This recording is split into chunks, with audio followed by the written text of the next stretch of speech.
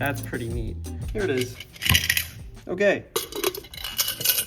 This is what we got today. So what you're looking at here is a coin jar that goes like in your cup holder of your car. This sits in your cup holder, you get some change, and you shove it down the center. I got a quarter, a penny. It really caught my eye, and I think more than anything, it's a pretty interesting little project.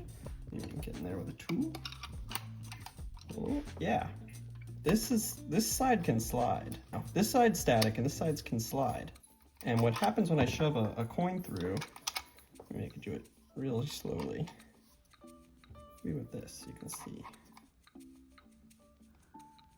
That slider goes out to a certain amount, and then once you get it all the way through, it clicks back in. So it's pretty clear what it's doing is measuring the diameter somehow. If that diameter matches a fixed value of a certain coin, it adds that to the coin balance.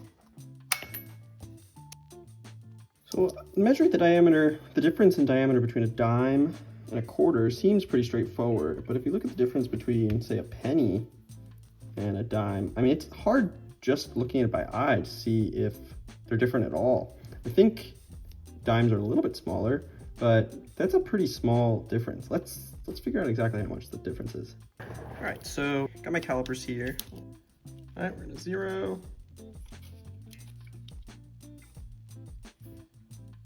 18.9 and a dime, 17.7. That tells us that this thing is sensitive enough to tell the difference between just about a millimeter of difference. So for reference, a millimeter that's about a millimeter. So this is a pretty good measuring system for a bargain store cheap device. Pretty impressive metrology. All right, I think I'm ready to tear this thing open and figure out how it works.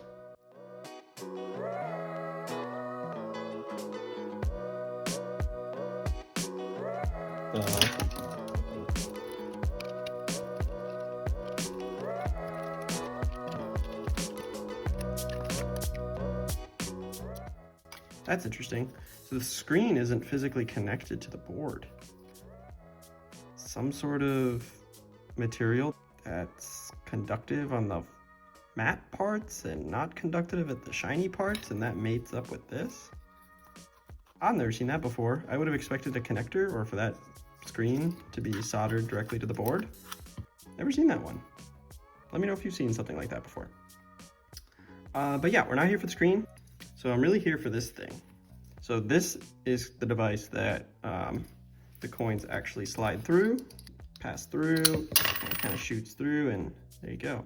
So it looks like potentially like a dragging contact.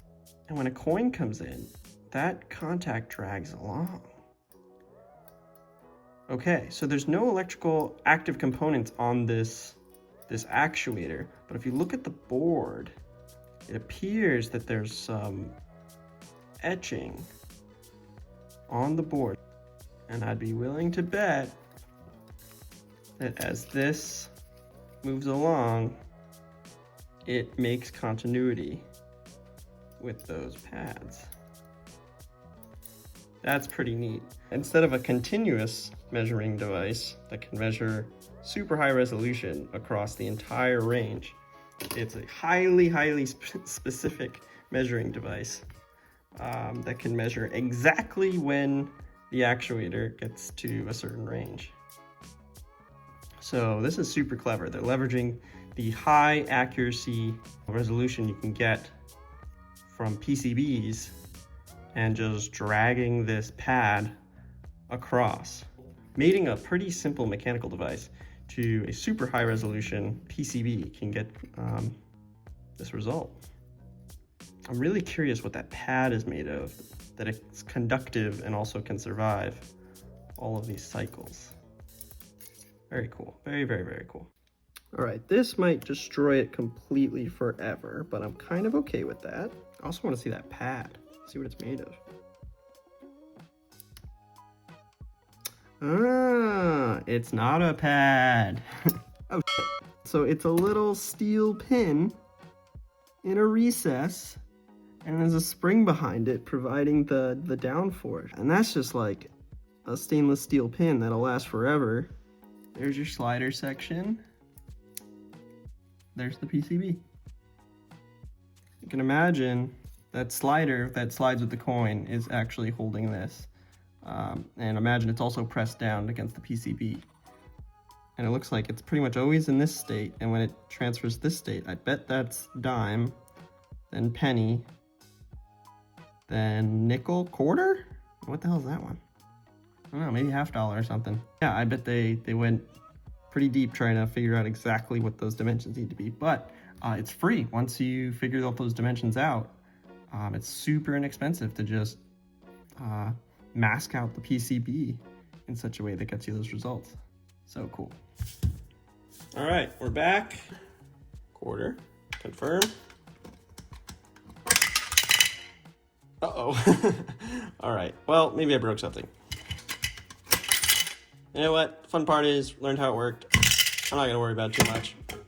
Let me know if this ended up working the way you expected, or you thought this worked a totally different way, or maybe you've seen a coin counter and wondered how it worked. There you go. Thanks for watching. Oh, is there even like some protective film on there?